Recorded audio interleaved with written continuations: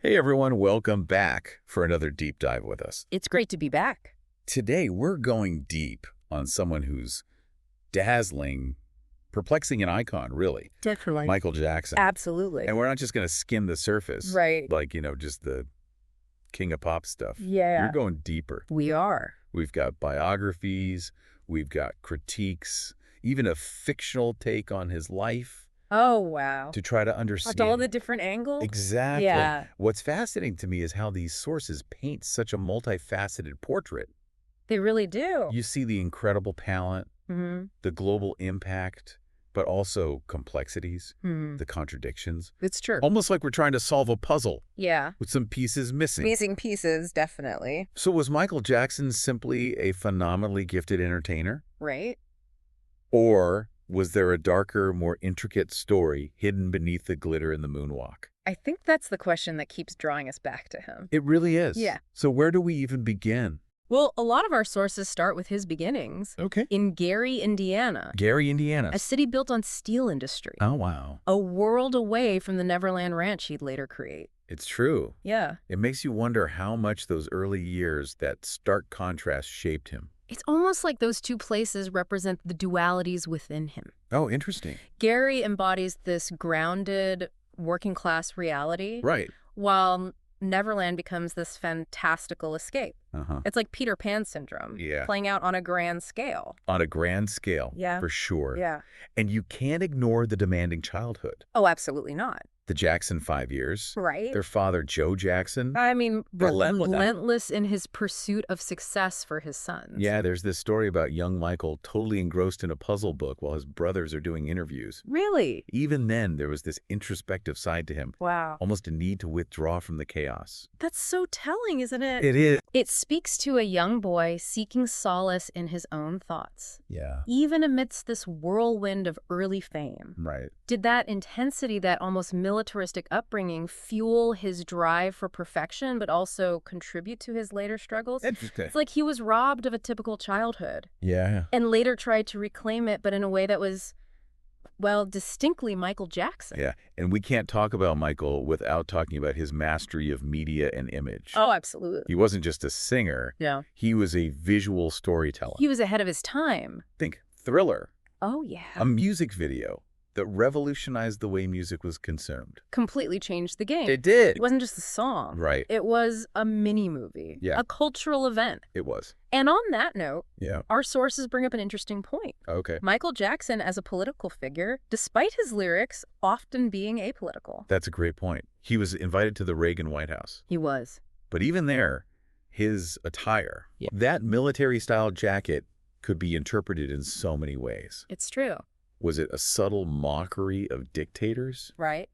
Or was it an unconscious embrace of his own power and fame? That ambiguity is so fascinating. It really is. Yeah. It speaks to his ability to be both appealing and unsettling at the same time. Absolutely. Take Billie Jean, for example. Okay. It's touchy, danceable. Super danceable. But when you listen closely, Mm-hmm. there's a darkness there. There is. A paranoia. Yeah. It's like this undercurrent of fear. Right. Being falsely accused, hounded by the media. Even Miles Davis, Wow. a jazz legend, commented on the song's underlying melancholy. Really? It's wild to think that a song so popular could also be so introspective, so troubled. And that paranoia wasn't isolated. Right. Our sources highlight his fascination with the uncanny, Okay. with zombies, mannequins, even his own transformation through plastic surgery. It's almost like he wanted to transcend the limitations of his physical body. To become something other, something beyond human. That's a pretty extreme reaction to the pressures he was facing. Which, speaking of transformation, Yeah. we can't avoid the elephant in the room, All right. his changing appearance, especially the skin lightening. Yeah. Our sources offer multiple interpretations. Oh, really? Was it a rejection of his black identity? Okay. A quest to become something entirely new? Yeah. A post-racial, even post-human figure? That's so complex. It is. And there's no easy answer. No. It ties into this idea of masks and illusions. Yeah. This constant negotiation between revealing and concealing. Right. Was it a way to control his image, to construct a persona detached from his true self? Or was it as some suggest, a symptom of a deeper self-loathing? It's a heavy question. It is. But something that keeps coming up in our sources Okay. is this persistent theme of childhood innocence. Interesting. His identification with Peter Pan, the creation of Neverland. Right. Yet in light of later allegations, Yep. they question the sincerity of that image. Yeah. Was it a shield, a way to protect himself from the darker aspects of himself and the world? That's a heartbreaking possibility. It This is. idea of a lost innocence that may never have truly existed. Right. And it brings us to Stranger in Moscow, Okay. a song that perfectly encapsulates the price of fame. Oh, wow. Here he is at the height of his success, Right. yet he feels like an outsider, isolated, alone. It's such a haunting track full of melancholy. It really He is. built this world, this Neverland. Yeah. But it seems like it ultimately became a gilded cage. And that, I think, is where we'll pick up next time. Okay. The complexities of fame, the struggle for control, the desire for escape. Yeah. It's a lot to unpack. It is. But it's essential to understanding who Michael Jackson truly was. For sure. It's almost as if he built Neverland to recapture that lost innocence, but the very act of creating it, of trying to control this perfect world, only pushed him further away from a genuine connection. It's true, and it's not just about Neverland. Mm. Our sources keep circling back to this idea of Michael Jackson as a symptom of his time, Oh, yeah. a product of the cultural shifts happening around him. Think about it. The rise of MTV, the music video, as a cultural force. Right. Jackson was at the forefront of that wave. Totally. Understanding how to use visual spectacle to craft a persona to tell a story. He wasn't just making music. No. He was creating these massive, unforgettable events. He was.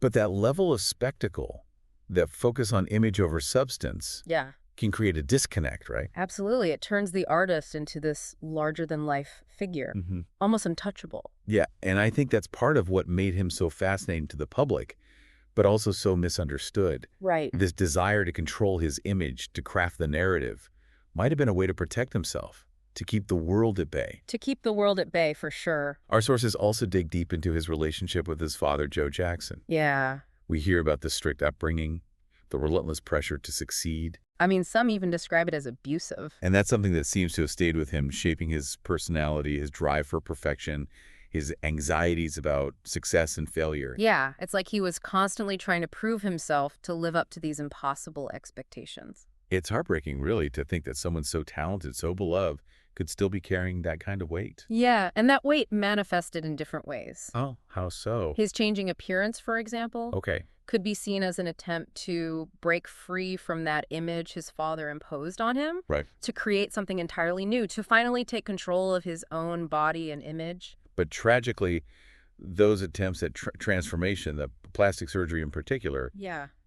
only led to more scrutiny, more criticism. It's like he was caught in this vicious cycle, Yeah. trying to escape one cage only to find himself trapped in another. Absolutely, and we have to acknowledge that some of his actions, especially the allegations surrounding his relationships with children, caused real harm, regardless of his intentions or the complexities of his personality. It's true. Our sources don't shy away from those difficult conversations. They don't. They present a balanced perspective, acknowledging the allegations while also trying to understand the forces that shaped him, the pressures and contradictions that defined his life. Right. It's a difficult balance to strike. It is. But I think it's important to try. I agree, and I think it's also worth remembering that he was incredibly generous, donating millions to charities, advocating for causes he believed in. Oh, yeah. Our sources mention that he did more for certain causes than some people who dedicate their entire lives to philanthropy. That's often overlooked in the narratives about him. It is. It adds another layer to this complex portrait. A man capable of immense kindness, alongside actions that are at best deeply troubling. It's true. It's almost like he was constantly battling these opposing forces within himself. And that battle, that inner turmoil, is ultimately what makes him such a captivating figure. He was flawed, no doubt, but also brilliant, innovative, and undeniably impactful. He was a walking contradiction, wasn't he? He was. A global superstar who craved privacy. Right. A symbol of hope who battled inner demons. And our sources even touch on his fascination with the darker side of life. Oh, really? Zombies, the occult, the macabre. Okay. There's that anecdote about him visiting a morgue, Oh, wow. captivated by the process of embalming. That is unsettling. It is a little bit. But does this speak to his fascination with mortality? with the idea of transcending the physical body? Maybe it was a way to cope with his own mortality, with the fear of fading away. It's possible he was always seeking escape, Yeah, whether through fantasy music or even altering his own appearance. right. It's like he was trying to outrun his own shadow, Yeah. the inevitability of death. The inevitability of death, it's true. And as he retreated further into his own world, his eccentricities became more pronounced, fueling the public's fascination and speculation. Mhm. It's almost Shakespearean, this tale of talent, ambition, and the destructive power of fame. And even after his death, his legacy remains incredibly complex. It does. Some fiercely defend his innocence, while others condemn his actions. Yeah. It's hard to find a neutral ground when discussing Michael Jackson. Yeah, it feels impossible to separate the man from the music from the controversy. It really does. But that's what makes this deep dive so compelling. I agree. We're not just talking about hit songs or dance moves. Right. We're exploring the inner world of a man who was both deeply troubled and unbelievably gifted. And our sources suggest that his life and career reflect broader cultural anxieties about race identity and what it means to be a celebrity in the modern age. It's true. His story is like a mirror reflecting our own hopes and fears back at us. You mentioned race. I did. His changing appearance, especially the skin lightening, Yeah, sparked endless debate. for sure. Was it internalized racism, Mm-hmm. a desire to assimilate, Right. or something else entirely?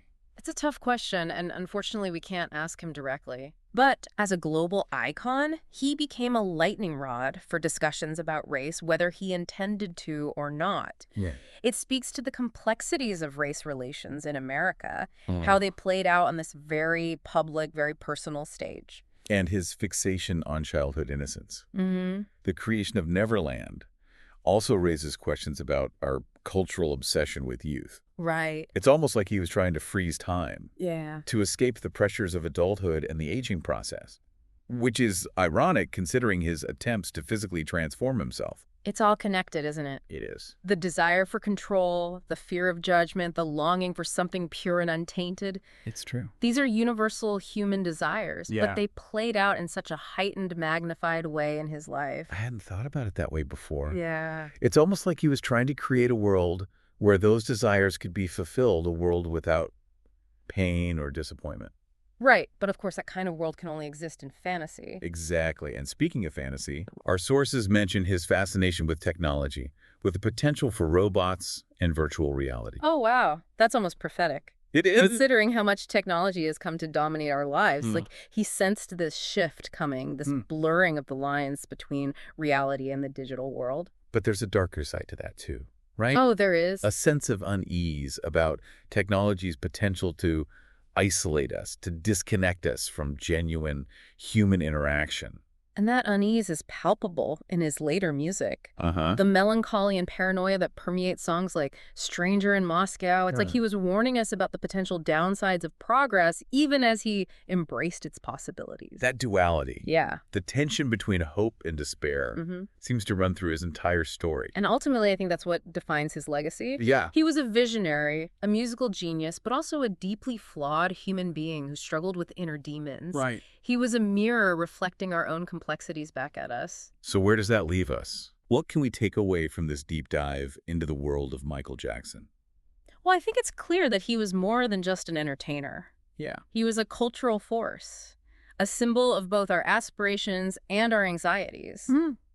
His life and career raise essential questions about fame, race identity, and the ever-evolving nature of our relationship with technology. It's a story that continues to fascinate and provoke us even years after his death. It does. And it reminds us that even the most celebrated individuals are ultimately human, grappling with their own vulnerabilities and contradictions. So as we wrap up this deep dive, I'll leave you with this thought. Okay.